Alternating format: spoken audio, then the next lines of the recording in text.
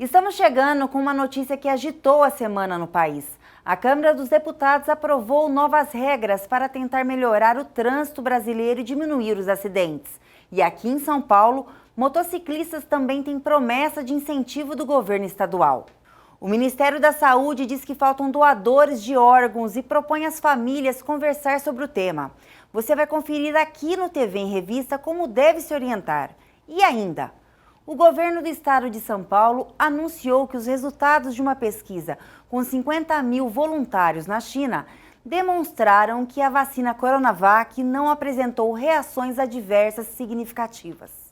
Vem aí uma nova lei para tentar baixar os altos índices de acidentes de trânsito. A Câmara dos Deputados concluiu na última terça-feira a votação das alterações no Código de Trânsito Brasileiro. E uma das mudanças é a ampliação do prazo máximo da validade da Carteira Nacional de Habilitação, a CNH, que vai de 5 para 10 anos. O projeto vai agora à sanção do presidente Jair Bolsonaro. O texto de origem do Executivo foi entregue pessoalmente por Bolsonaro ao Congresso em junho do ano passado, como uma resposta do presidente aos pleitos dos caminhoneiros. Os que têm reclamado tenham falado, procure um taxista, procure um motorista de ônibus, um motorista de caminhão, quem vive no trânsito, vai ver que muito rapidamente, havendo um pequeno descuido, ele pede, não é a carteira não, pede a sua carteira de trabalho, na verdade. Estamos no projeto também, tirando a exclusividade do Detran, no tocante a exame de saúde. Qualquer médico credenciado pode participar, pode ser o autor do laudo, para que ele consiga então também a sua carteira de motorista. Estamos facilitando em outras pequenas coisas a vida do trabalhador. Agora, os motoristas profissionais ficarão enquadrados na regra geral, comum a todos, onde a CNH tem validade de 10 anos para quem é menor de 50 anos, validade de 5 anos para quem tem idade igual ou superior a 50 anos e inferior a 70, e de 3 anos para condutores com idade igual ou superior a 70 anos. Do ponto de vista de segurança, não se observa nenhum tipo de ganho, nenhum tipo de positividade.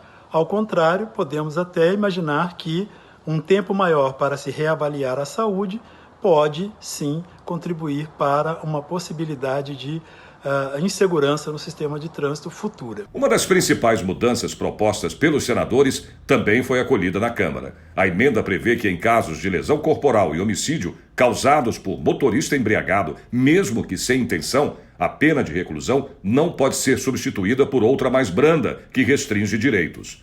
Atualmente, a legislação diz que a prisão pode ser substituída por penas restritivas de direitos se o crime for culposo, aquele considerado sem intenção. Desta forma, se um motorista embriagado ou sob efeito de drogas pratica lesão corporal e até homicídio, sua condenação pode ser convertida em uma pena alternativa. Pontos da proposta original enviada pelo governo, como a retirada da multa para quem transportar criança sem a cadeirinha, ficaram de fora da versão aprovada por deputados e senadores. O projeto aprovado determina também a obrigatoriedade do uso da cadeirinha para crianças de até 10 anos que ainda não atingiram 1,45 m de altura. A cadeirinha deve se adequar à idade, peso e altura da criança. Pelo texto, o descumprimento desta regra ocasionará uma multa correspondente a uma infração gravíssima. Mantivemos a multa, a obrigatoriedade desse equipamento, porque achamos que as crianças são as pessoas mais vulneráveis que precisam desse cuidado e é um instrumento de segurança, de proteção à vida. O projeto estabelece regras para a circulação de motocicletas, motonetas e ciclomotores quando o trânsito estiver parado ou lento. Pelo texto, os motociclistas devem transitar com velocidade compatível com a segurança dos pedestres e demais veículos nessas situações. A proposta cria ainda uma área de espera para motociclistas junto aos semáforos. O projeto diz que haverá uma área delimitada por 2 linhas de retenção, destinada exclusivamente à espera destes veículos próximos aos semáforos, imediatamente à frente da linha de retenção dos demais veículos. O projeto prevê a criação de escolas públicas de trânsito para crianças e adolescentes com aulas teóricas e práticas sobre legislação, sinalização e comportamento no trânsito. Chegamos ao final da Semana Nacional de Trânsito, que foi designada de 18 a 25 de setembro pelo Conselho Nacional de Trânsito. O objetivo é mobilizar a sociedade para o desenvolvimento de ações que contribuam para um trânsito mais seguro. E uma das maiores preocupações das autoridades são os motociclistas. Eles se tornaram as principais vítimas do trânsito em São Paulo durante a pandemia da Covid-19. Um estudo do Instituto Sou da Paz aponta que 42% das pessoas mortas nesses tipos de acidentes na capital paulista entre o dia 24 de março, que foi o início da quarentena, e 30 de junho, eram condutores de motocicletas. Para tentar melhorar essas estatísticas, o governo de São Paulo lançou na segunda-feira o programa Motofretista Seguro. A iniciativa do Departamento Estadual de Trânsito de São Paulo, o DETRAN, oferece crédito, facilidades de financiamento e formação para profissionais dessa categoria. O serviço de delivery no estado de São Paulo sofreu, ao longo desses meses, um crescimento extraordinário e uma fortíssima adesão de novos usuários de motocicleta na qualidade de motofretista para prestar serviços de entrega não apenas de alimentos, mas de todos os tipos de produto, ajudando a população a ultrapassar esse período tão crítico, tão duro da pandemia. Nós temos um agradecimento também a fazer a esses milhares de motofretistas que atuam não apenas na capital de São Paulo, mas em todo o estado de São Paulo. Hoje o governo do estado, por meio do DETRAN, lança essa iniciativa pioneira com uma rede de proteção para os motofretistas. O programa Motofretista Seguro, que vocês vão conhecer daqui a pouco, oferece cursos gratuitos de reciclagem profissional, financiados com o dinheiro das multas aplicadas pelo DETRAN. O programa vai ofertar também crédito a juros baixos para a compra de novas motocicletas, como também da recuperação de motocicletas usadas e compra de equipamentos de segurança para o motofretista. Tudo isso através do Banco do Povo do Governo do Estado de São Paulo. O DETRAN vai também promover um amplo programa de regularização para atender profissionais que ainda não têm a sua carteira de habilitação adequada para esta finalidade de motofretista. É uma profissão e ela exige uma carteira específica e o DETRAN agora facilita esta obtenção desta habilitação, inclusive com todas as informações online, 7 dias por semana. O governo de São Paulo, através do DETRAN, busca agora articular essas políticas públicas e propor uma grande ação para colaborar para a legalização, para a formação melhor desses motofretistas, né? Porque hoje encontram-se aí, sem dúvida alguma, em muitos deles com grande vulnerabilidade social, por uma vulnerabilidade econômica também, né? E também no dia a dia, para exercer a sua profissão, uma vulnerabilidade em relação à segurança no trânsito. Então, portanto, essas são as razões para que a gente monte e estruture um programa como esse. Os dados que nós temos, esses dados são aí provindos do InfoSiga e também do programa Respeito à Vida, nos mostram que 35% das vítimas fatais em São Paulo são motociclistas e motofretistas, que é um número muito impressionante, né? Principalmente quando a gente avalia que só 25% dos veículos registrados em São Paulo são motocicletas, ou seja, 1/4 dos veículos são motocicletas. Mas o número de acidentes envolvendo motocicletas é 4 vezes superior ao número de acidentes que nós temos envolvendo os carros. Então, portanto, nos gera um sinal de alerta e uma necessidade de propor coisas concretas para que a gente pudesse atender melhor e estivesse ao lado dessa categoria. Um outro dado também que chama a atenção é que daqueles atendimentos feitos na rede de reabilitação Luci Montoro, 57% dos atendimentos são vítimas do trânsito com sequelas causadas por acidentes com motocicleta. Aqui um outro dado também bastante relevante, quando a gente compara o mesmo período de 20 com 2019, principalmente no período da pandemia, a gente vê que dobrou o número de acidentes por dia. Então, portanto, está aqui mais uma vez comprovada a vulnerabilidade, né, e a necessidade de termos ações propostas para esse grupo. O programa vai atuar em várias frentes, né, tanto quanto a regularização da CNH, como já bem colocou o governador João Dória, mas também o DETRAN irá oferecer cursos de capacitação e de aperfeiçoamento para que esses motofretistas possam cada vez mais ter condições de trabalho e também estarem regularizados, né? Além disso, aproveitando a parceria aqui com o Banco do Povo, quero agradecer especificamente a secretária Patrícia Ellen, né, linhas de crédito específica, tanto para regularização quanto para aquisição de EPIs e também, inclusive, para a melhoria das nossas motocicletas, tanto reforma daquelas que já existem e também aquisição de novas motocicletas. A presença da tecnologia de monitoramento e segurança já faz parte da rotina dos brasileiros. Câmeras estão em todos os lugares, mas nem sempre onde deveriam estar. Nas escolas estaduais, por exemplo, crescem a cada dia o número de invasões. Por isso, a deputada estadual Letícia Aguiar apresentou o projeto de lei 506 de 2020, que institui o programa Foco na Aula. Durante o Jornal da Rede Alesp, a parlamentar do PSL deu detalhes sobre o projeto. Eu tenho visitado muitas escolas, né, no estado de São Paulo, levando recursos para essas escolas, mas também para conhecer, né, a realidade dessas escolas, as dificuldades que eles enfrentam no dia a dia, que os professores têm em ministrar suas aulas, para poder atender bem a comunidade estudantil. E algumas dessas escolas já adotaram esse sistema de monitoramento nas salas de aula, né? Não é exatamente igual o nosso projeto, mas já é um monitoramento na sala de aula, justamente para que possa dar mais segurança dentro do ambiente escolar para a comunidade estudantil, para as famílias que ali transitam e para os professores, os docentes, a equipe coordenadora e diretora. Então, nós entendemos que esse projeto para a instalação das câmeras em sala de aula vem de encontro com uma realidade das cidades brasileiras, que é onde nós vamos, existe essas câmeras de segurança, seja no trânsito, seja numa padaria, numa lotérica, num banco, isso já faz parte da realidade urbana nossa. Então, se a gente pode ter e pode proporcionar mais segurança dentro da comunidade estudantil, por que não, né? Nós temos que investir em segurança também. Bom dia, deputada. Quem está falando é a Lília. Mais uma vez eu agradeço a participação da senhora aqui no Jornal da Rede Alesp, que esse veículo de comunicação é muito importante para vocês, deputados, estarem vindo aqui, mostrando o trabalho e a luta para os seus eleitores a cada dia que passa. Deputada, esse projeto da senhora Foco na Aula, como é que ele funciona na prática e quais escolas que seriam instaladas? A escola do estado inteiro? A senhora poderia estar passando para o telespectador, por favor?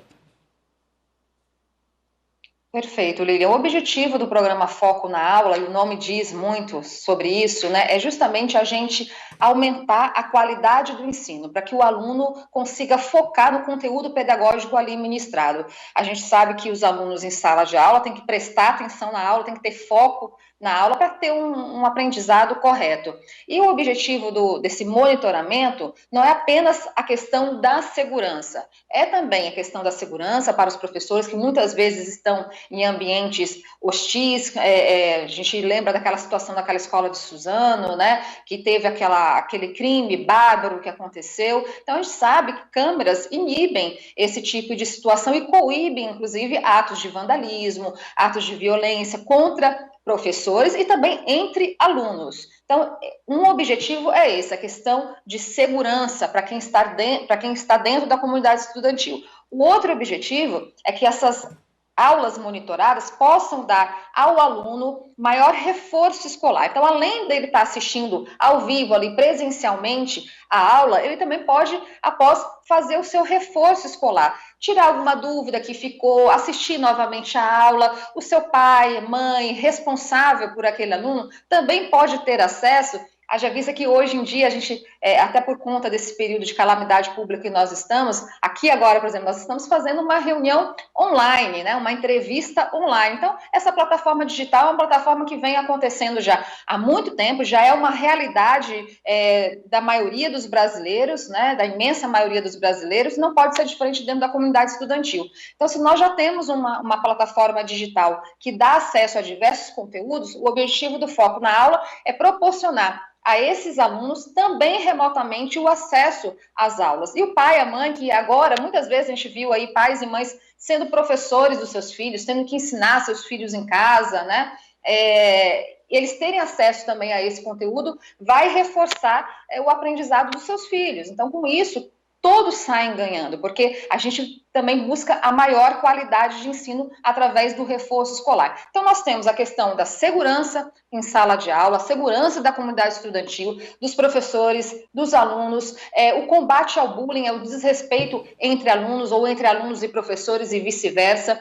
Nós temos o aumento da qualidade do ensino, do conteúdo pedagógico, do reforço escolar, dando essa possibilidade de acessarem também remotamente, né? Até aquele aluno que não pôde ir à aula por algum motivo, porque adoeceu e perdeu o conteúdo, depois ele pode ter acesso ao conteúdo também, né? Então, ele não vai perder na sua totalidade a aula, porque nós temos que buscar a qualidade do ensino, nós temos que formar realmente uma nova geração de alunos para que a gente possa ter profissionais de sucesso para o Brasil.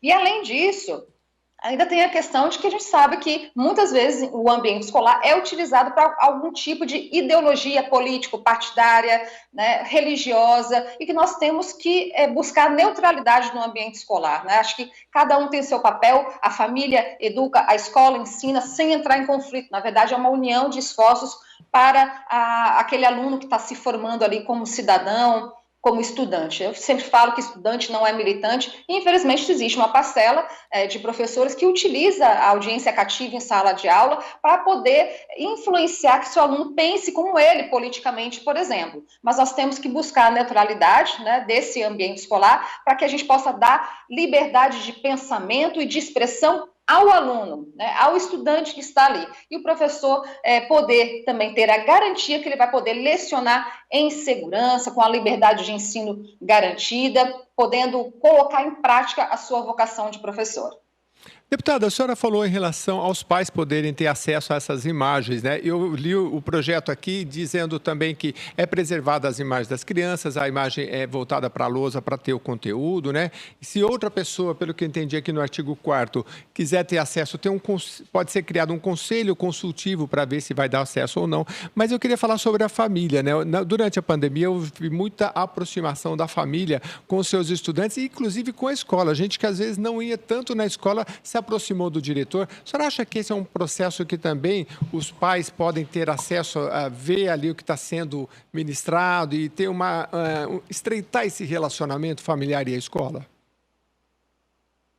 Sem dúvida, certamente, Jeremias. Isso seria um ganho muito grande para o estudante, né? A gente vê, infelizmente, até por conta da correria, a gente sabe das famílias brasileiras que estão buscando o seu pão de cada dia, que estão, pai que trabalha fora, mãe que trabalha fora, às vezes tem aqueles lares que somente tem mãe, né? E a mãe trabalha fora o dia todo para sustentar seus filhos, e às vezes tem a dificuldade de estar próxima da realidade do dia a dia da escola dos seus filhos, né? E uma plataforma digital, sem dúvida, vai poder aproximar essa relação entre família e escola. A gente vê, às vezes, muitos professores reclamando que tem pais que não participam das reuniões escolares, né, que não participam da vida estudantil dos seus filhos, e o projeto Foco na Aula também vai fazer esse papel, né, de unir mais o ambiente escolar para dentro das famílias, e que as famílias também estejam mais dentro do ambiente escolar, juntando esforços, unindo esforços realmente com os professores, porque o professor, ele não é responsável pela criação dos filhos, ele está ali responsável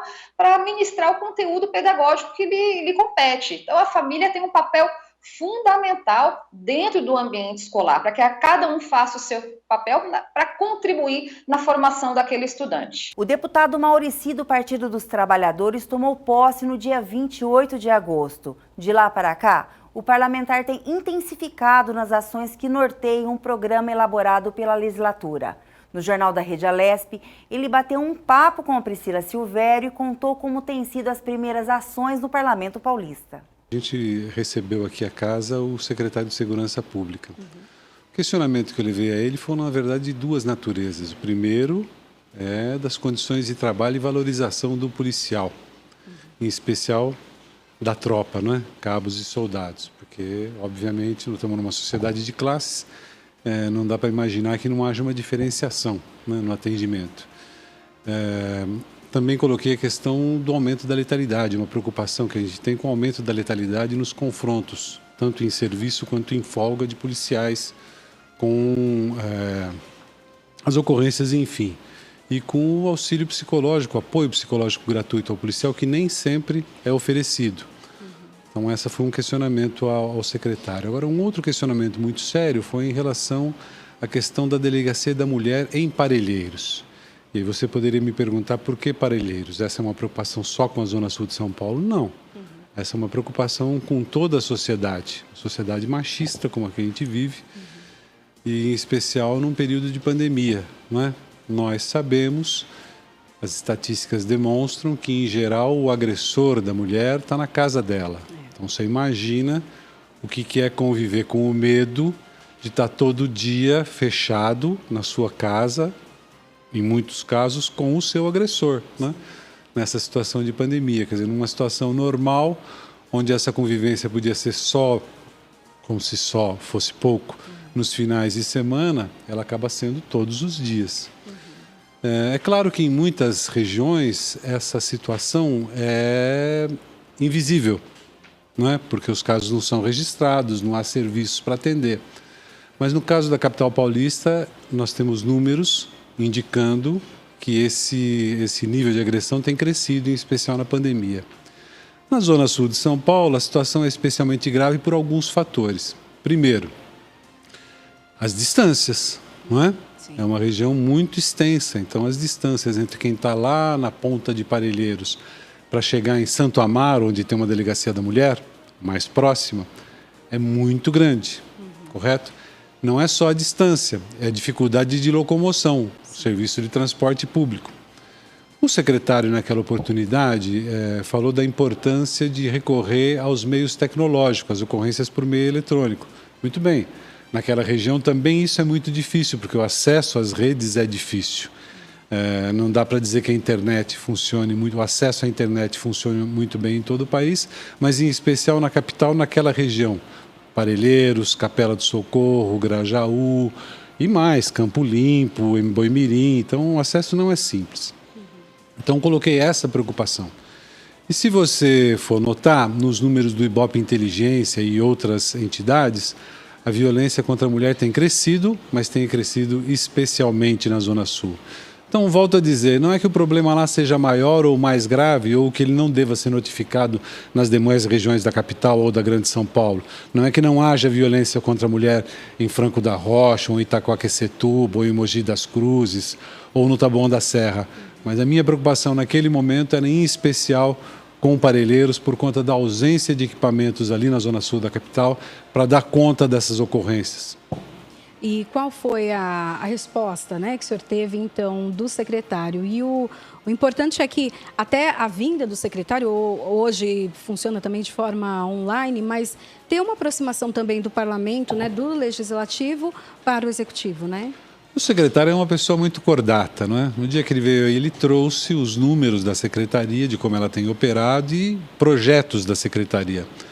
Um dos projetos que ele trouxe foi a instalação de outras 20 delegacias da mulher. Ele não especificou, por exemplo, se entre essas 20 delegacias da mulher que a secretaria pretende implantar, está uma nessa região onde eu apontei como um problema mais sério. Mas ele foi muito cordato, muito gentil, se prontificou a vir até aqui novamente para dialogar sobre esse tema. Agora, eu acho que ele não tem que dialogar só comigo. Então, eu quero ver se em algum momento a gente consegue juntar os movimentos de mulheres da Zona Sul, trazer aqui para, na conversa com eles, ser talvez mais convincente do que eu tenho sido ou fui na importância de um atendimento àquela região. Eu falo da Delegacia da Mulher, Priscila, mas é bom notar, por exemplo, que as delegacias que existem já não dão conta da demanda. Correto? As delegacias comuns já não dão conta. Imagine a Delegacia da Mulher, que é uma situação muito nova em relação aos equipamentos da Secretaria de Segurança e das polícias. Eu não sei, por exemplo, quantificar ainda, mas estou atrás desse número para saber o quanto nas delegacias das mulheres do atendimento à mulher vítima de agressão é feito por homens, por exemplo. O que, de per si, já pode constranger a mulher no registro das ocorrências. Sim. Eu não tenho esse número, mas acho um número importante de ter. Porque, afinal de contas, essa questão da mulher, nós temos que ter sempre partido do princípio que a mulher é a vítima. Por quê? Porque a questão do empoderamento da mulher é uma questão que está longe de acontecer na nossa sociedade. E, em geral, o homem, o provedor, há centenas de anos, se acha dono, não é? Então, nós temos que, qualquer que seja a circunstância, sempre partir do pressuposto de que a mulher é a vítima na situação.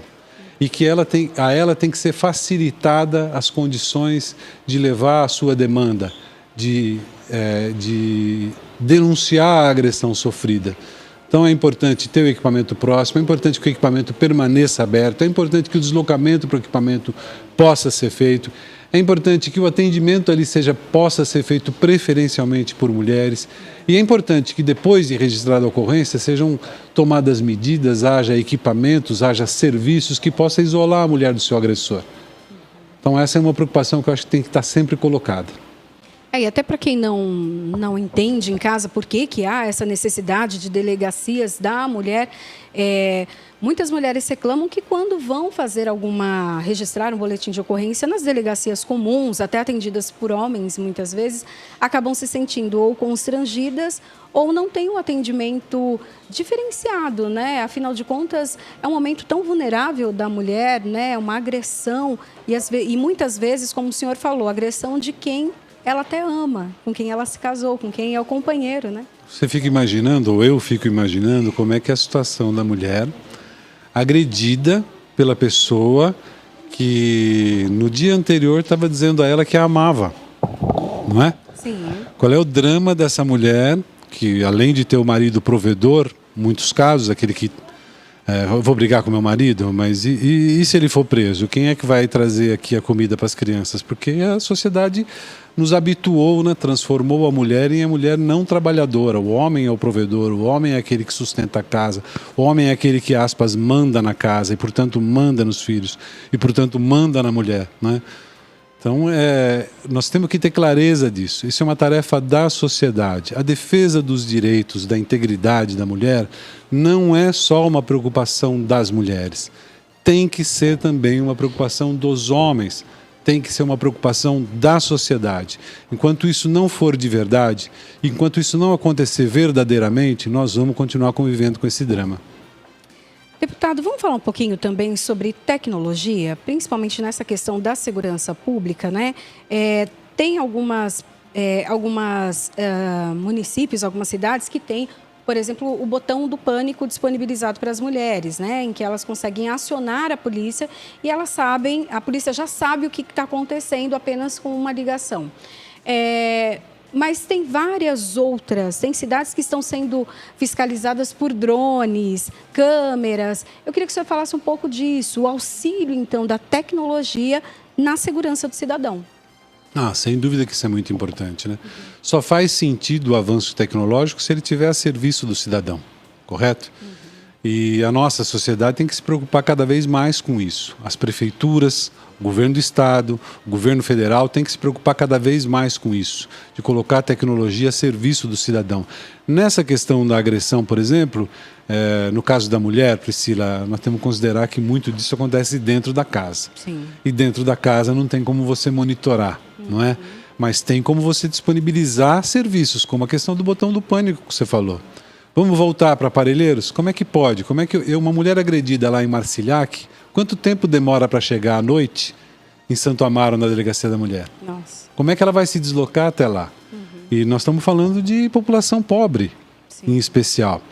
Um número interessante aí que eu tive lendo agora rapidamente para poder conversar aqui com você é que enquanto a agressão à mulher branca teve uma pequena redução de 19 para 20, a mulher negra aumentou. Então é um perverso cruzamento da questão de gênero e raça, e social, e pobreza, não é? Que faz com que o drama de algumas mulheres seja ainda maior que o de outras. Não é? Como é que nós tratamos essa questão? A tecnologia é uma ferramenta, mas num caso como esse, por exemplo, ela é insuficiente. Não é? É uma questão que está enraizada na sociedade. A gente precisa lidar com isso, primeiro, conscientizando homens e mulheres, conscientizando os poderes, as instituições, de que essa é uma questão, de que não é possível no século XXI a gente admitir um grau de violência contra a criança, contra a mulher, contra o negro, contra o LGBT, contra o cidadão e a cidadã. Isso é uma questão que nós temos que extirpar da nossa sociedade. Não é uma frescurinha de direitos humanos. Não é defender bandido, não é bandido bom, é bandido morto. Não é uma questão ideológica no sentido de disputa de direita e esquerda. É uma questão ideológica no sentido da qualidade de vida das pessoas. Homens, mulheres, gays, lésbicas, pretos, brancos. É uma questão de qualidade de vida do ser humano, do cidadão, da cidadã. No caso da tecnologia para o auxílio dos policiais, né? A gente sabe que tem várias situações. Se fala de uma agressão ou uma ação exagerada por parte da polícia. Também não existe uma contraprova em relação a isso, se foi defesa, o que foi. Eu queria que você falasse um pouco disso, a utilização, então, da tecnologia pela polícia, para ajudar a polícia também. Então, a tecnologia está disponível, Priscila. A polícia, em geral, tem condições de aparelhar os seus policiais na sua ação nas ruas. Assim como os protocolos também existem. Eu não conheço nenhum protocolo na polícia com relação à abordagem que diga que você tem que chegar batendo. Então não é uma questão de protocolo, não é uma questão de tecnologia só. É muito mais uma questão de ideologia. De como é que o poder da sociedade sinaliza para o policial o que ele deve e o que ele não deve fazer, o que ele pode e o que ele não pode fazer.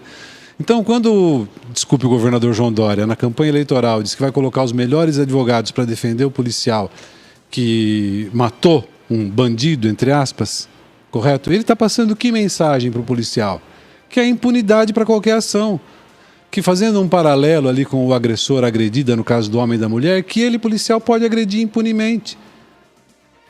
Então, numa sociedade violenta e difícil como essa, do dia a dia, como essa que nós vivemos, é muito fácil para o policial que vive aquele momento estressante, com pouca valorização, com salários em geral muito baixos, com pouco apoio psicológico, com pouco apoio tecnológico, com uma carga de trabalho muito elevada, comprar essa ideologia, ainda que inconscientemente. Eu aqui não estou defendendo agressão, seja do policial, seja de qualquer um, ou seja do bandido, como você quer dizer, não é isso. Estou procurando compreender como é que as coisas acontecem e que tipo de ação nós temos que tomar, nós temos que fazer para evitar essa violência. Eu queria que o senhor, para a gente acabar a nossa entrevista aqui, falar um pouquinho também da sua ação. O que o senhor pretende fazer aí nesse período que o senhor tem como deputado aqui na Assembleia? Então, Priscila, eu tenho um desafio maior que os meus colegas, porque eu tenho que reduzir a minha, vamos dizer assim, a minha carta de intenções, os meus propósitos que eu construí na sociedade, que eu discuti na sociedade, para executar em 4 anos, para fazer em 2. Então, para mim, é um desafio maior. Nós estamos falando aqui, por exemplo, num momento onde eu participei da reunião de uma comissão da qual eu sequer sou titular, sequer sou suplente. Das que eu acabo de ser nomeado pelo presidente, pela mesa para participar, eu ainda não participei de nenhuma reunião, não houve uma reunião, uma audiência, desde que eu estou aqui. Então eu tenho que me assenhorar, me apropriar das discussões que estão sendo feitas e tudo que está sendo acumulado na casa. Não posso partir do pressuposto de que eu seja uma pessoa diferenciada, que vai trazer... Não, pelo contrário. Vou contribuir com os colegas e colegas deputados que têm representação como a minha, para o avanço das discussões aqui na casa. Eu quero me apropriar de tudo que já foi feito, de tudo que tem sido feito, na maneira como eu penso, ou de outros companheiros e companheiras que pensam de outra maneira, mas tudo isso é o acumulado que a casa tem. Então quero me apropriar disso e assumir o desafio de, em pouco tempo, numa situação especial de pandemia, de isolamento social como essa que nós estamos vivendo, dar conta dos compromissos que eu assumi.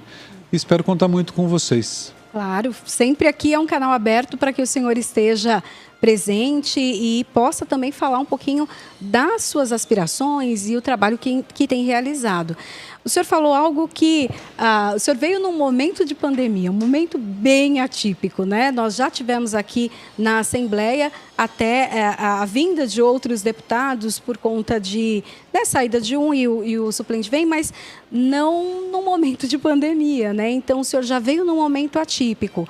O que o senhor achou do trabalho que aconteceu aqui, que foi de forma remota?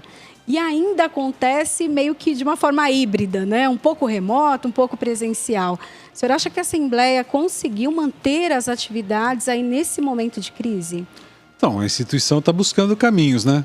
Isso é um momento especial, como você lembrou, para todo mundo. Todo mundo está procurando se adaptar. Eu acho que algumas lições que o parlamento vai aprender nesse período vão ser muito boas. Poderão, inclusive, ser mantidas. Outras, não tem como. Não tem como você ter um parlamento que é uma representação popular sem gente. Né? Agora, eu não era deputado, mas eu vivi momentos aqui dentro, como funcionário aqui que eu já fui, onde a casa fervia com a participação das pessoas. Isso não acontece nesse momento. Sim. Aí aumenta a necessidade do parlamentar de estar na rua, de estar na base, por meio eletrônico ou por meio físico, mas manter essa relação, porque, volto a dizer, é uma relação de representação. Não é? O mandato não é uma propriedade privada, é uma representação transitória de interesses, de desejos, de anseios de milhares de pessoas. E a gente tem que estar sempre conectado com elas. E daí o senhor acha que essa questão da tecnologia também veio contribuir aqui para a Assembleia? Veio aproximar também? Porque tem a questão, quem está aqui na capital paulista consegue chegar à Assembleia de uma forma fácil, né? Nós estamos aqui com acesso fácil, relativamente próximo a metrôs, estamos em frente aqui do Parque do Ibirapuera, mas quem está longe não, né? Quem está em outros municípios não. Ajuda também essa parte da tecnologia? Ajuda, e quero lembrar o seguinte, parlamento não é uma instituição nova, já tem centenas de anos. E não é uma invenção brasileira, é uma invenção no mundo, correto? Ele funciona no mundo todo. Funciona de maneiras diferentes. Nós temos uma maneira de funcionar aqui no Brasil, aqui em São Paulo, que é essa com a qual nós convivemos. Mas há outras maneiras. Então nós temos que nos adaptar a esse momento de pandemia, Priscila. Não é uma coisa que acabou, correto? Nós temos que nos habituar a uma primeira pandemia, não uma última. Então nós vamos ter que criar maneiras de conviver com situações como essa, o parlamento também. Falando aí em pandemia, né, como que o senhor se adaptou, né, nesse momento, então, de pandemia? Como que o senhor vê o trabalho do senhor nesse momento? O que o senhor espera da sociedade? É muito cedo, né, Priscila, para avaliar do meu trabalho enquanto parlamentar. Não faz 20 dias que eu estou aqui, 15 dias, sei lá, uma coisa parecida. Eu me lembro que logo que eu assumi, conversando com alguém aqui da casa que me recebeu, e todos me receberam bem, inclusive vocês, alguém me dizia, o senhor vem num momento de dificuldade, porque os recursos foram cortados, as verbas de gabinete cortadas, os serviços limitados. Eu falei, não vim num momento difícil. O momento difícil eu estava antes, quando eu não tinha o mandato. Agora que eu tenho mandato, no mínimo eu tenho uma tribuna, no mínimo eu tenho os microfones da Rede Alesp. Então, do ponto de vista da minha atuação, melhorou muito, sem dúvida. A questão é que isso que você falou, me adaptar. Toda a sociedade está fazendo isso, o parlamento fará, eu também farei, como os demais deputados e deputadas, e cumprir o papel a que eu me propus. E tem alguns desafios já aí na manga, né? Por exemplo, votação de projetos do governo. Então, há uma discussão bem grande já aí na casa. Tem aí o PL 529, né? Que eu estou tentando lidar para correr atrás, porque a informação que eu tinha é aquela informação que o cidadão, a cidadã comum tem através da imprensa, que faz um papel importante, mas que é lógico, é limitado, não tem a profundidade necessária para você avaliar e votar. Agora, você já percebe olhando ali que é um projeto que junta gato, papagaio, periquito, cachorro, tudo junto. É uma loucura aquilo ali. Então, estou tentando me apropriar e cumprir o papel, nesse caso, Priscila, de defesa da sociedade. Porque, lamento, o governador não pode mandar um projeto daquela natureza, misturando tantas coisas e dificultando o debate e o entendimento dos seus propósitos. Estou dizendo para nós, não, porque você que tem... Primeiro, você tem vivência, tem bagagem, tem legado, tem assessoria para poder se assenhorar disso. Mas não é o caso nem dos profissionais da imprensa e muito menos do cidadão-cidadã. Então, se misturar tantas coisas num PL e reduzir aquilo num discurso único, desculpe, tentar passar para a sociedade um engodo. Então, aquilo vai dar trabalho, mas nós estamos aqui para isso. Integrantes do Centro de Estudos de Genoma Humano e de Células-Tronco do Instituto da Biociências da Universidade de São Paulo concluíram o sequenciamento de genoma completo de 1.171 idosos paulistanos. A análise dos dados reunidos em um repositório de acesso aberto permitirá identificar mutações genéticas responsáveis por doenças, estimar a incidência na população brasileira e encontrar variantes que podem ser determinantes para o envelhecimento saudável, entre outras aplicações. De acordo com os pesquisadores, os idosos foram escolhidos como população-alvo para sequenciamento do genoma por terem passado da idade de início de manifestação de uma série de doenças que surgem na velhice, como o Alzheimer e o Parkinson.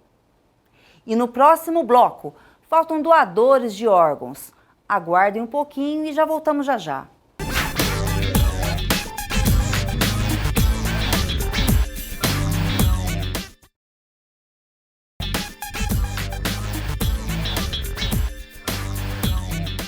E já estamos de volta. O governador João Dória anunciou na quarta-feira que resultados de uma pesquisa com 50 mil voluntários na China demonstram que a vacina Coronavac, desenvolvida pelo Instituto Butantan em parceria com a farmacêutica chinesa Sinovac, é segura e não apresentou reações adversas significativas. Do total de voluntários, 94,7% não tiveram nenhuma reação adversa. Outros 5,36% sentiram efeitos adversos de grau baixo, como dor no local da aplicação, febre moderada e perda de apetite. João Dória informou que o estado de São Paulo deve receber até no fim do ano 46 milhões de doses. Deste total, 5 milhões de doses devem chegar já em outubro. Dimas Covas, diretor-geral do Instituto Butantan, responsável direto pela produção da vacina do Brasil, deu detalhes aqui no Jornal da Rede Alesp. A vacina, nesse momento, está na última fase de desenvolvimento, que é a chamada fase de estudo clínico. Nessa fase, nós estamos vacinando 9 mil voluntários, distribuídos em 12 centros e em 6 estados. Nesse momento, mais de 4.300 voluntários já foram vacinados com a primeira dose e nós pretendemos, até o final desse mês, vacinar todos os 9 mil voluntários. A partir daí, a partir dessa última inclusão, ou seja, a partir do dia 15 de outubro, na segunda quinzena de outubro, os dados de eficácia da vacina poderão aparecer. Nós já poderemos analisar esses dados e ver, né, se a vacina demonstra eficácia ou não. A partir dessa demonstração é que é feito o registro da vacina. A vacina sendo eficaz, segue para o registro na Agência Nacional de Vigilância Sanitária, que é a nossa Anvisa, e aí ela tem os prazos, né, para liberar a vacina para uso na população. Nós temos aí uma estimativa de que isso acontecerá até o final desse ano, né? Então, temos a perspectiva de já, no início do próximo ano, iniciar a vacinação da população do Brasil. Paralelo a isso, o Butantan, até dezembro, terá 46 milhões de vacinas, de doses de vacinas prontas para entregar ao Ministério da Saúde. Então, o Ministério da Saúde, que é quem faz a vacinação, quem comanda o Programa Nacional de Imunização, terá à sua disposição, em dezembro, 46 milhões de doses e ele poderá, então, iniciar o seu programa, né, a partir do ano que vem, e aí com os critérios que ele definir, né? Então, esse é o cronograma nesse momento, né? É um cronograma, vamos dizer, um pouco otimista, sim, sem dúvida nenhuma, porque nós dependemos do resultado aí dos estudos clínicos. Doutor, então, há a possibilidade já de uma vacinação, imunização para as pessoas a partir, então, do ano que vem. A gente pode falar, então, já que tem uns prazos, né? São doses, que as pessoas vão estar realmente imunizadas a partir de fevereiro, março, por aí, caso a vacina já comece em janeiro, a vacinação? Olha, como eu disse, é difícil você dizer, porque aí já é da parte do Ministério.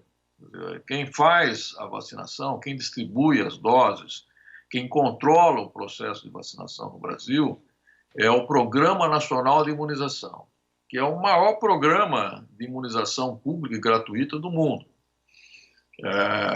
Mais de 2 dezenas de vacinas totalmente gratuitas são oferecidas aqui no Brasil, para a população de uma forma geral. Então, é ao Ministério que caberá definir os critérios e as doses, né?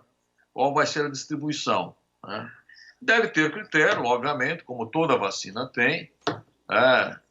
Imagino que esses critérios estejam sendo definidos já pelo Ministério. Na minha percepção pessoal, são critérios que são muito parecidos com o atual critério para a vacina da gripe. Quer dizer, as pessoas que são mais expostas e as pessoas que têm maior risco no primeiro momento e, posteriormente, a extensão para todo o restante da população. O senhor acha que no estado de São Paulo isso pode acontecer de uma maneira diferenciada, já que é aqui, né, que essa vacina está sendo desenvolvida? Pode ser que os paulistanos tenham acesso a ela mais rapidamente ou não? Tudo depende do Ministério da Saúde.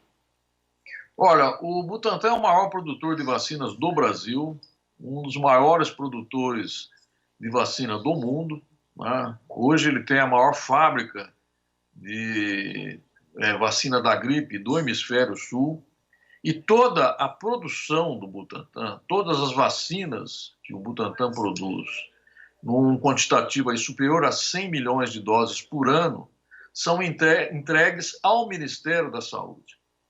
Quer dizer, nós atendemos às demandas do Programa Nacional de Imunização.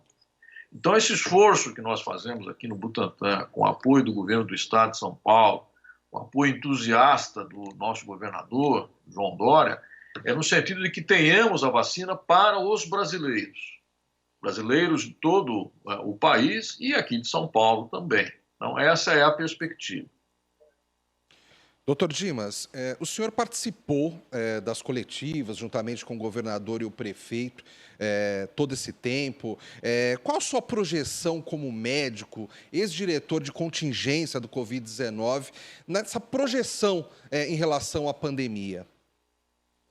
Olha, nós estamos exatamente no que nós poderíamos chamar do ponto mais alto, né, do número de casos e número de óbitos, com uma tendência de queda, né? Essa projeção já existia desde junho, de que a partir de setembro, né, nós poderíamos começar a ter uma diminuição do número de casos e número de óbitos, e isso, nessa projeção, vai se estender até o começo do próximo ano, né? Até janeiro, fevereiro de 2021, devemos ter casos ativos, né, de transmissão. Portanto, a vacina ela vai chegar ainda num momento importante, né, não só no sentido de combater a atual epidemia, como de prevenir o seu retorno, que isso que é importante. Quer dizer, tudo indica que o coronavírus é um vírus que veio para ficar e nós temos aí que aprender, tá, a lidar com esse vírus da forma mais eficiente possível. E a vacina, sem dúvida nenhuma, vai ser um auxiliar muito importante. Doutor, tem uma corrida, né, hoje, para uma corrida mundial em relação à produção, né, dessa vacina, na verdade, a descoberta, né, dela. Alguns países, inclusive, já têm. O Brasil, claro, se destaca e isso é de muito orgulho para todos nós. Mas há a possibilidade de, ao invés de usarmos, então, aqui no país, Coronavac, usarmos uma outra vacina? Ou não há essa possibilidade? Olha, eu espero que a gente possa usar as vacinas que estiverem disponíveis, né? Eu acho que nesse momento é uma corrida em favor da vida, na prevenção da infecção, da prevenção da mortalidade da infecção, que é o que mais nos preocupa. Então, se tivermos 1, 2, 3, 10 vacinas disponíveis, né, no menor espaço de tempo, seria o ideal. Nós precisamos ter uma vacina que seja eficaz o mais rapidamente possível, independente de ser de A, B ou C. Estamos correndo muito para que seja a nossa vacina. Estamos fazendo todo o esforço institucional, todo o esforço do governo do Estado, todo o esforço juntamente com os nossos colaboradores chineses, né, no sentido de que isso aconteça. Efeitos adversos de baixa gravidade para uma minoria de pessoas são comuns em vacinas amplamente utilizadas. A vacina da gripe, por exemplo, produzida aqui pelo Instituto Butantan, em São Paulo, para todos os brasileiros, apresenta efeitos adversos pouco nocivos, como dor no local de aplicação e não mais do que 10% dessas pessoas, da totalidade que são vacinados, apresentam alguma reação desta natureza. Esses resultados comprovam que a Coronavac tem um excelente perfil de segurança e comprovam também a manifestação feita pela Organização Mundial de Saúde há 2 semanas, indicando a Coronavac como uma das 8 mais promissoras vacinas em desenvolvimento no seu estágio final em todo o mundo. Desde o dia 21 de julho, quando os testes da vacina foram iniciados aqui no Brasil, não temos, até o presente momento, nenhum registro de reação adversa grave nos mais de 5.600 voluntários que já foram vacinados, entre um total de 9.000 que estão sendo testados. Lembrando que todos os voluntários são médicos e paramédicos. Além de segura, a Coronavac está se mostrando altamente eficiente. E ao falar sobre a Coronavac, quero registrar também, na qualidade de governador, que torço para que outras vacinas possam ser testadas, aprovadas e aplicadas aos brasileiros aqui em nosso país. Aproximadamente 60.000 pessoas estão em lista de espera por um transplante. Esse número aumenta a cada dia e menos de 10% dos candidatos recebem um órgão doado a cada ano. De acordo com o Ministério da Saúde, um dos principais fatores que restringe a doação de órgãos é a baixa taxa de autorização da família do doador. Dados da pasta mostram que cerca de metade das famílias entrevistadas não concorda que sejam retirados os órgãos e tecidos do parente falecido para doação.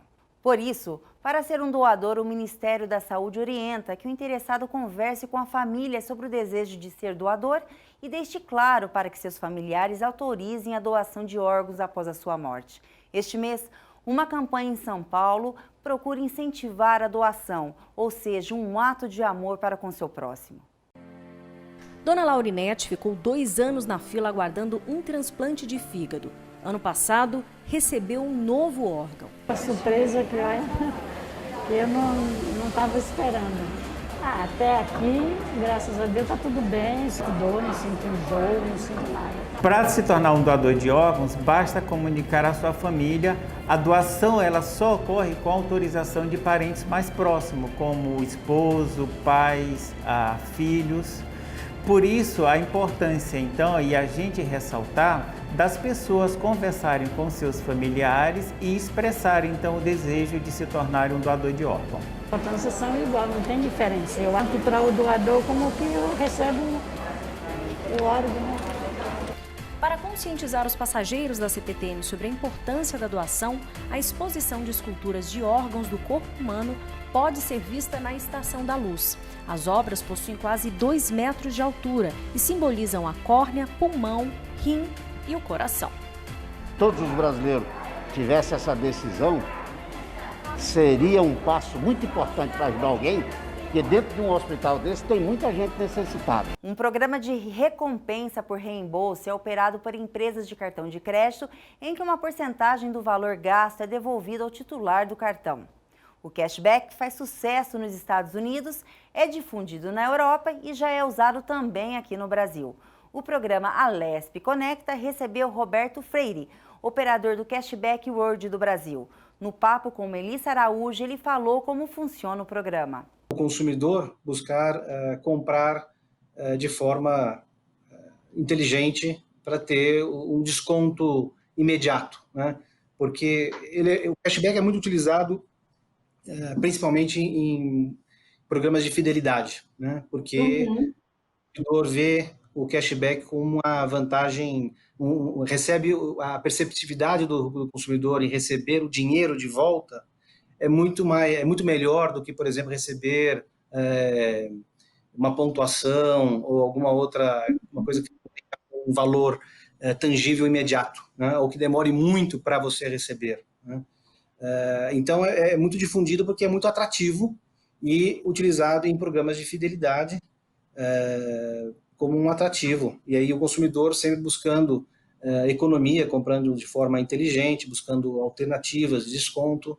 A cashbackworld.com, que é uma das maiores comunidades de compra do mundo, que opera em 50 países, onde o cadastro é gratuito, então qualquer pessoa se cadastra e, ao comprar nas empresas que fazem parte dessa comunidade de compras, recebem cashback, né? Nós também entregamos também shopping points, que são pontos de compras, né? Shopping points, para comprar futuramente nessas empresas parceiras e assim criar o elo do programa de fidelidade.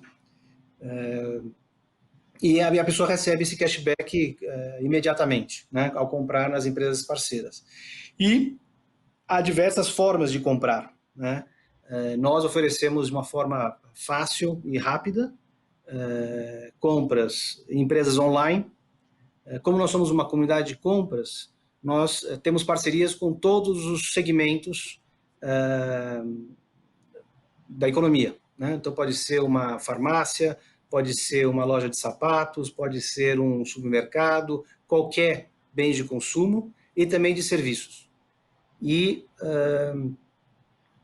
por exemplo, você pode ir ter uma parceria com um supermercado e ao comprar nessa empresa parceira, você recebe cashback e shopping points, e pontos, né?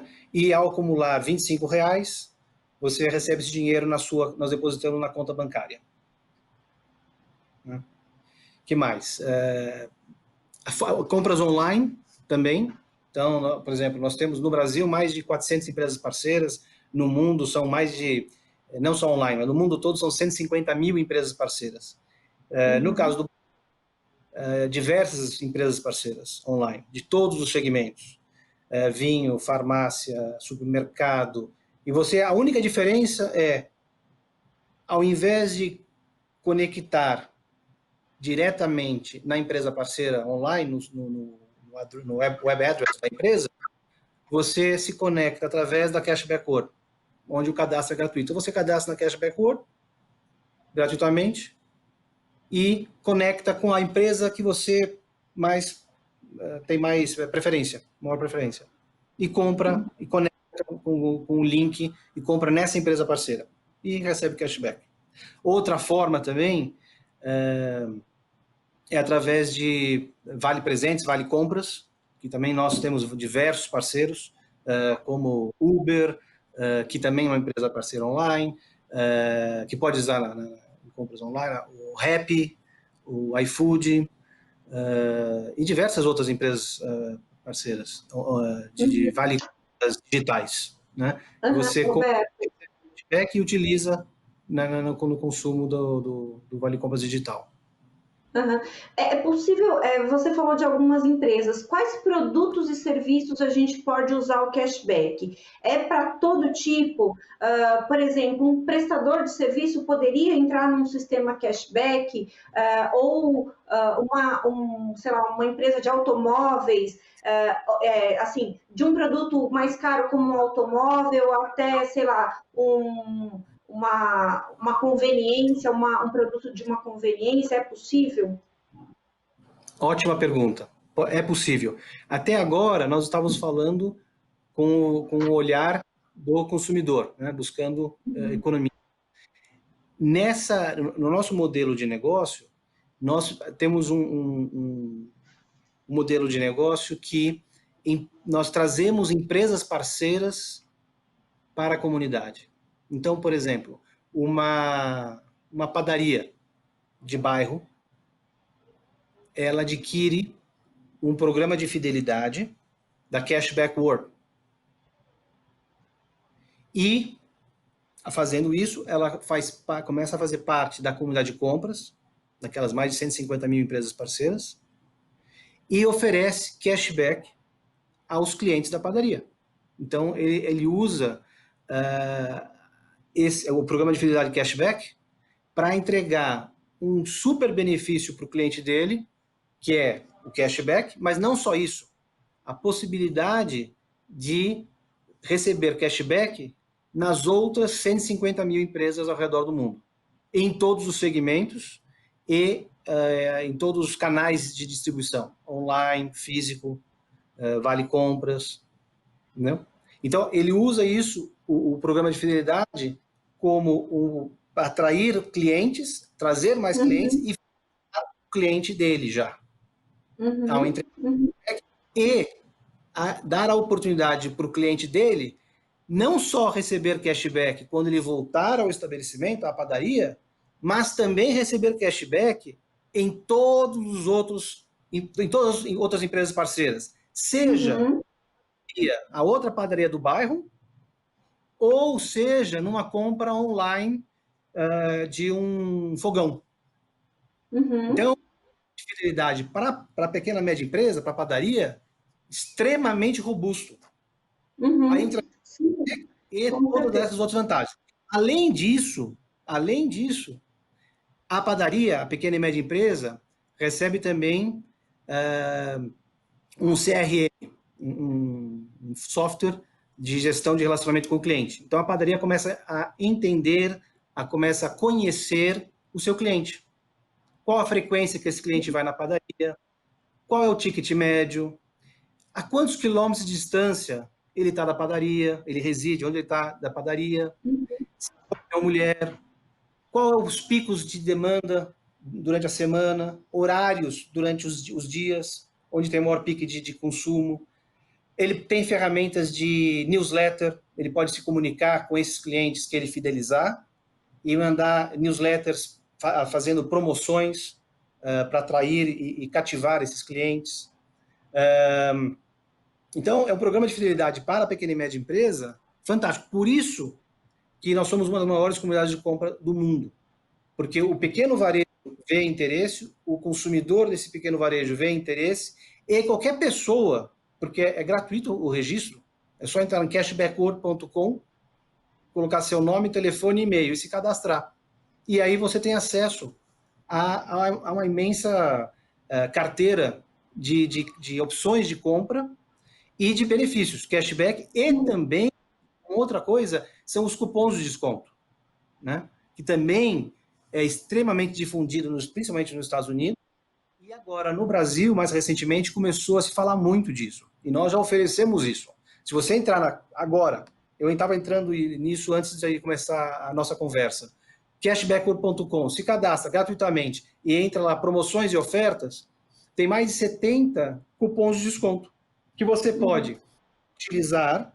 Você pega um cupom de desconto, faz a compra, vamos supor que seja uma empresa parceira online, conecta a Cashback World nessa empresa parceira online, ao comprar, você utiliza o cupom de desconto, benefício 1.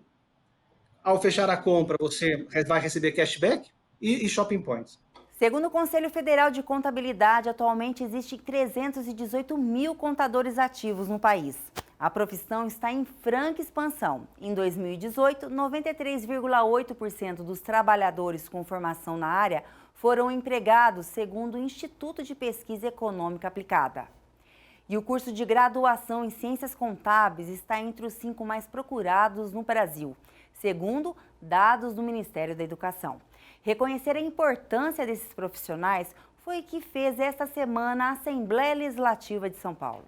Por iniciativa do deputado Itamar Borges, do MDB, foi realizado um ato solene em homenagem ao Dia do Contador, comemorado no dia 22 de setembro. O evento contou com a presença de representantes de entidades da classe do estado de São Paulo. O deputado Itamar Borges abriu o ato solene homenageando a classe e parabenizando as mulheres contadoras. Quero fazer um reconhecimento especial a todas as mulheres contadoras. Citaremos aqui algumas dessas mulheres dirigentes das nossas instituições, hoje homenageadas aqui, como exemplo para todos nós. As mulheres sempre são exemplo. Eu costumo dizer, Cecília e mulheres que acompanham, que a mulher, quando pega para fazer, com todo respeito a nós homens, a delicadeza permite que elas façam com muito carinho e com muito tato. Por isso, me permitam prestar aqui essa homenagem. Participou do evento o presidente do Sescom SP, Sindicato das Empresas de Serviços Contábeis do Estado de São Paulo, Reinaldo Lima Júnior, que destacou o trabalho diferenciado da entidade na pandemia. O Sescom São Paulo, e hoje aqui representa o Sescom e a Escom, está fazendo um trabalho diferenciado de aproximação, não só por conta desse período da pandemia, mas a gente está tentando trazer as micro, pequenas empresas, que são a grande maioria das empresas de contabilidade desse país, e aqui, principalmente aqui do estado de São Paulo, estar mais próximos das entidades, da importância, porque, afinal, nós que damos voz a todos esses profissionais tão importantes aí, como o deputado muito bem disse, nesse momento nesse momento de pandemia, vários pleitos, e graças a essa representatividade das nossas atividades, das nossas entidades, nós pudemos dar voz a todos os anseios ou o que foi possível dentro desse momento. O presidente do Sindiconte SP, Sindicato dos Contabilistas de São Paulo, o Geraldo Carlos Lima, parabenizou todos os colegas de profissão e frisou 2 grandes eventos. E registrar aqui 2 eventos que nós, como contadores, gostamos muito de história, né? Como já foi dito aí pelo Rossetti, os contadores têm o seu patrono, que é São Mateus. E eu trouxe uma breve mensagem aqui, quem foi São Mateus? Então, até para a gente ter aqui como histórico e registro, né? O São Mateus nasceu com o nome de Levi, filho de Alfeu, trabalhou como cobrador de impostos. Porém, ao receber o convite de Jesus, largou tudo de sua antiga vida, sua banca, a vida ligada ao dinheiro e aos apegos materiais. Assim, descobriu sua vocação. Mais tarde, o santo apóstolo mudaria seu nome para Mateus, que significa dom de Deus. Então, fica aí o registro histórico do nosso patrono, né? E também registrar o seguinte, hoje comemoramos no Sindicato dos Contabilistas 71 anos de existência do Centro de Estudos e Debate Físicos Contábeis. A vice-presidente e adjunta regional SP da ANEFAC, Associação Nacional dos Executivos de Finanças, Administração e Contabilidade, Cecília Geron, falou sobre a importância do profissional de contabilidade e o trabalho da associação. Ser contador é conhecer as empresas. Os contadores são profissionais fundamentais na preparação das informações sobre os negócios, tanto para auxiliar os gestores, os empreendedores, como para o público externo, as empresas.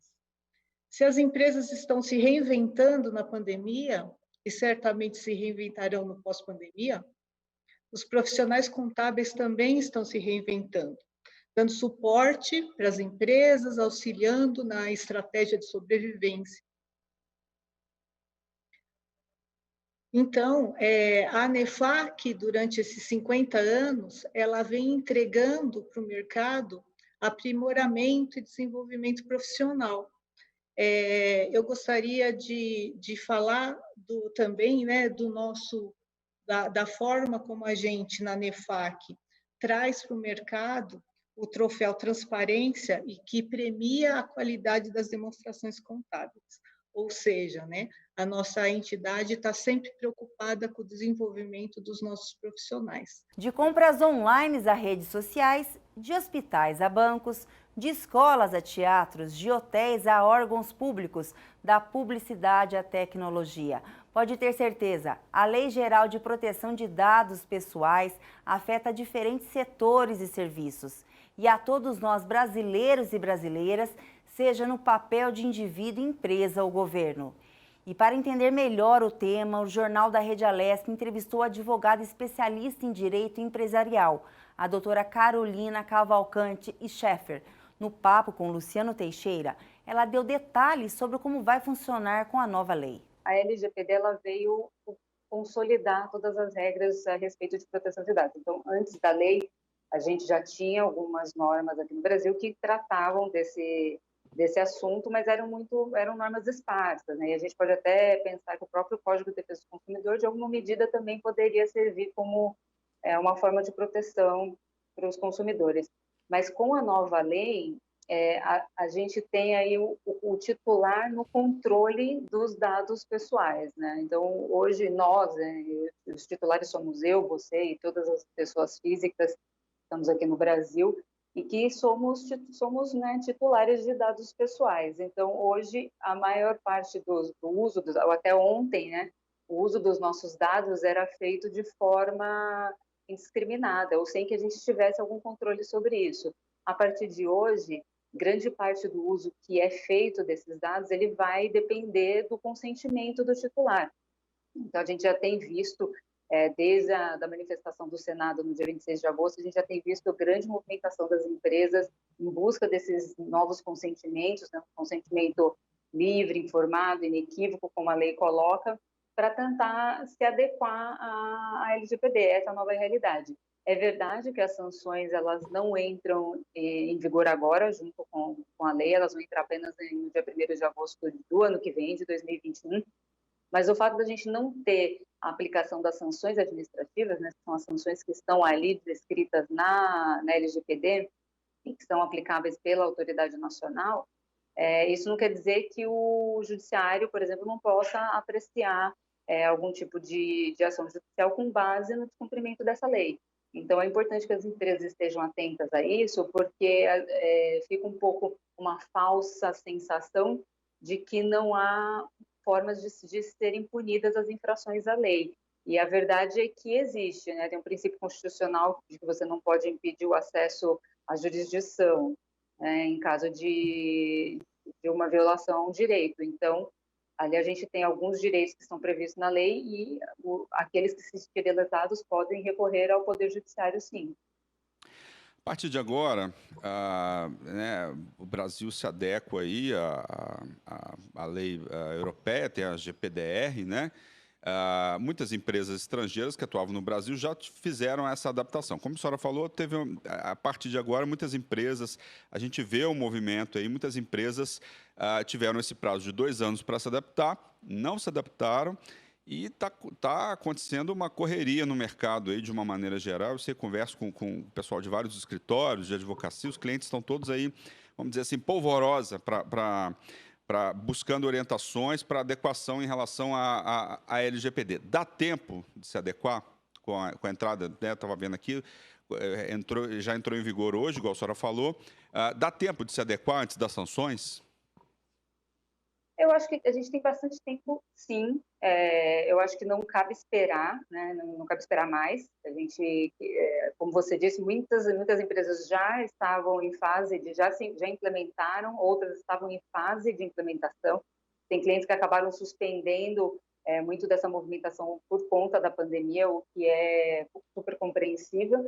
Mas a verdade é que dá tempo, né? Acho que o importante é ter a consciência de que mudamos, a gente tem que mudar a chavinha, vai começar uma nova realidade.